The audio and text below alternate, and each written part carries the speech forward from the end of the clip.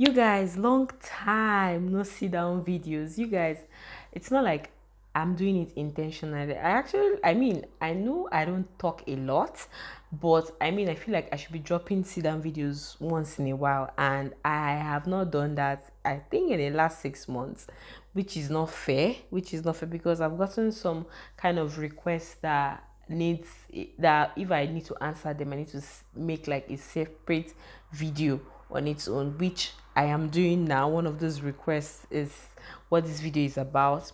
But yeah, hi, if it's me for the first time, hello, I'm Ibby Berebi. I am a Nigerian who is currently schooling and living here in the UK, Newcastle to be precise. Yeah, so that's where I am currently. And yeah, please, if you are watching this video and you are not yet subscribed, please consider subscribing and like this video, you guys. Please like the video as I'm talking to you now. Like the video. Thank you.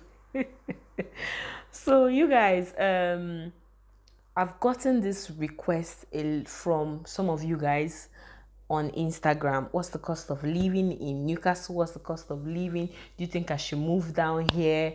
Oh, how? What? Some of you even asked like, what areas do you think I should live in? I've gotten like different questions from you guys, and I'm going to answer this particular one, which is cost of living in Newcastle. So as you guys already know, I am not married. I'm single, and yeah, so I'm going to be telling you guys how much I spend in a month as a single girl, a single person living in the UK. I live in the northern part of the UK. I live in Newcastle currently. So, and I would like to believe that this part of the UK is cheaper than London or areas around London. It's even cheaper than Manchester and Birmingham.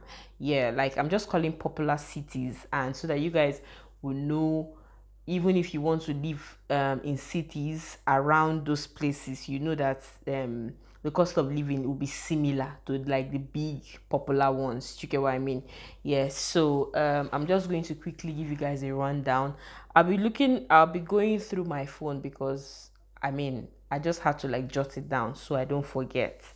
Yes. So the first thing is rent, obviously. So you guys, I stay in a shared accommodation, a student shared accommodation. You can actually rent like a house if you're a student, it doesn't matter, a proper house, and stay with people, maybe two or one person or three persons or four persons. Yeah, so I stay in a student accommodation and I pay my rent monthly. Yeah, and most people pay their rent monthly, but some student accommodation, they have the option of paying like the number of months you stay one at once. So if you're going to stay for 2 years, you pay at once, especially if you don't have a guarantor. But if you have a guarantor, you can pay monthly. Yeah. So I would not say the exact amount I pay for rent. So I pay, let me just say I pay £400 for rent in a month. And the £400 includes my utility bills, which includes water, gas, and the internet. Yes, so it's called bills inclusive. So that's how much I pay in a month for rent. Yeah. So if you're not staying in a student accommodation, or if you are not staying where the bills are included, so after paying your rent, you go on ahead and pay separate bills on your own. That's how it works. Yeah, it's just very simple, obviously. So you go ahead and pay separate bills on your own, and sometimes it's more expensive and sometimes it's less expensive. It depends on how you guys are using stuff in the house, especially if you guys are like a lot in the house. Let's say four or three. I'm not talking about like bills inclusive. If it's bills inclusive, you're sure that you're paying a particular amount every month.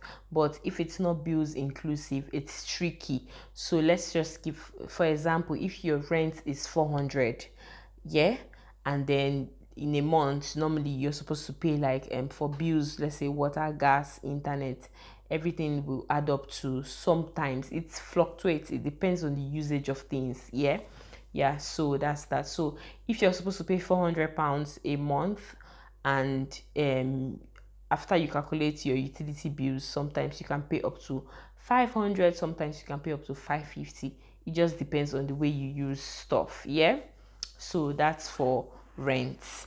We are moving on to mobile data. So besides the internet in the house, I also like buy mobile data for myself, just in case I get to a place where there's no Wi-Fi and I need to use the internet. Obviously I need like mobile data for that, so I pay £10 for that, of which sometimes the £10 I do it twice a month. Yeah, I do it twice a month. So yeah, I pay £10 a month for that. And then council tax. Since I'm a student, I am not eligible to pay for council tax. Since I'm a student, it's if you're not a student, you pay for council tax. Yeah. And then transport. Whoa. You know, you think transport is cheap in the UK, but it's not. It's really expensive. Like, transportation in the UK is expensive. So what I would advise is, if you're a student, I think there are like perks for students, especially, yeah, there are perks for students. So maybe before you get a ticket, if you get like a daily ticket, you just tell them, oh, you're a student and you want a student discount. You can just show them your school ID. So just try to have your school ID always on you. And for me, transport, I spend it depends. So because I work, and sometimes we work, I get to like travel far for like an hour, 2 hours, and if I decide to buy a ticket, daily ticket, it's going to be really expensive. Plus I go to school, plus I go to other places. So I just decided that, you know what, I'm going to buy like weekly tickets. So there's this app called Go Northeast. So on there you can buy like digital tickets. So they have a particular one for students that's £21. I don't buy that one all the time because, like I said, where I go to work, that ticket does not cover the area where I go to work. So I buy the ticket that covers the area of my place of work, and that's the £34 ticket. So I buy that ticket weekly. Yeah, most of the time weekly. Yes, so I think it's about one something. The next one is my subscriptions. So I thankfully I'm using someone's account for Netflix, so I'm not paying for that. And then I am paying for subscription for Showmax, and I spend £6 75 pence. So let's just say £7, right? And for Uber, I spend roughly 30 to 50 pounds in a month. In fact, most of the time, lately, I think last 2 months, I was just using Uber like anyhow. So I just told myself, you know what, I have to be disciplined. I have to like cut down on the way I use Uber. So I think with that, I have been spending like, let's say, 30 to 50 pounds on Uber monthly. And then for groceries, this is where I think my money goes into groceries a lot, because I buy things almost every week, and me, I eat Nigerian food, and Nigerian food here is not cheap. It's not cheap. Like buying food stuff, beef, buying things to cook Nigerian meals, it's not cheap. So in a month, I would say I think I spend more than this, but let me just say I spend £120 in a month. What, £120? Should I say 120? Okay, let me just say £150 in a month, because to be honest, even after shopping, sometimes within the week, let's say you're coming back from work, you remember that, oh, you need to cook this and you don't have this particular ingredient in the house, so you branch off and you buy it. So yeah, and I do that almost every day or almost every 3 days or 2 days. Yeah. And then oh, for subscriptions also, Apple Music, I pay £9 99 pence every month for Apple Music. And so here in this accommodation, I pay to do laundry, and when I do my laundry, I do the white separates, and I do the colored separate, right? So before I used to do everything together, but that was like a bad idea, because I end up like the colors are just everywhere. It just have stains on your clothes. So I stopped doing that, and then I just do them separately, and I do them at once. So to for a wash, it's £3 40 for a wash, £3 60 for a wash. And then so I do I use two different machine. So I pay £3 40, £3 60 twice. And to dry, I dry everything at once, and I pay £2 40. Yeah, £2 40. So everything is I spend £10 when I want to do the laundry for a month, because and I wash once a month, to be honest, because I cannot be doing laundry twice or three times. I mean, sometimes I do laundry twice a month, but I rarely do that. So most of the time it's just once a month. Yeah. And then for, let's say, for personal care, by the way, for my groceries, toiletries are also included. Yeah. For personal care, I think I'll also add that to my groceries, to be honest, because I also buy like my hygiene stuff. It's just included in my groceries. Then I just started doing my eyebrows. I started waxing my eyebrows, and that's £8. So then let's say for shopping for myself, mm, some month I don't actually buy anything, but if I'm going to like shop for myself for a month, I think the highest I've spent in a month for shopping is about one, let's say £100, round figure £100. But to be honest, typical me, I spent that amount because I was looking to get jackets. I'm sure you guys saw it in one of my videos. Yeah.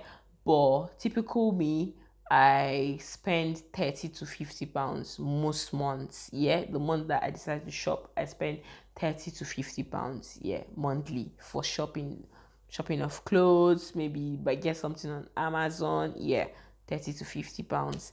And then for miscellaneous, let's say maybe an emergency, or I just sent money to someone, let's just say £50 for a month, in a month.